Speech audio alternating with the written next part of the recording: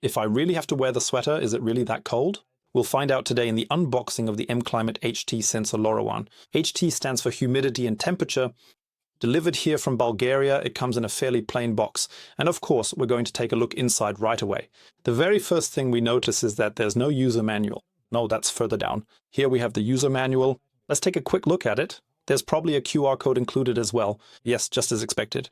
And what do we get in the box? A device and 2 batteries. This is what the overview looks like. But now let's take a look at it live. Yes, and it's a pretty plain sensor. Well, of course, that's for the unboxing. Here's a little pull tab. As soon as I pull it out, things really get started here. According to the user manual, I press the sides, top and bottom, and then I can open the whole thing. Let's take a quick look inside to see what we get. First of all, of course, 2 batteries are included with the sensor. That's great.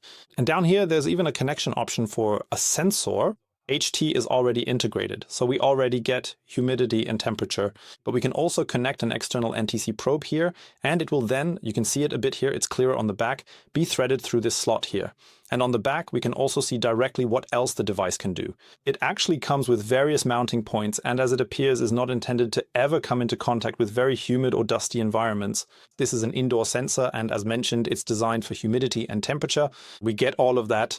There's also a button included here, and when you register the device, you can even later update it via what's called FWOTA, meaning firmware update over the air, first through the MClimate Enterprise platform, where you can update the device. There you can also see the main functions, but you can also set all of that manually using downlink. A very simple sensor provides us with humidity, temperature, and as mentioned, even the temperature range from the probe that we will connect. And that's all there is to it. So it's really very simple for this price range, but still completely comprehensive because I get everything I need to get started. All I really have to do here is pull out the tab, register the device, and then I'm good to go.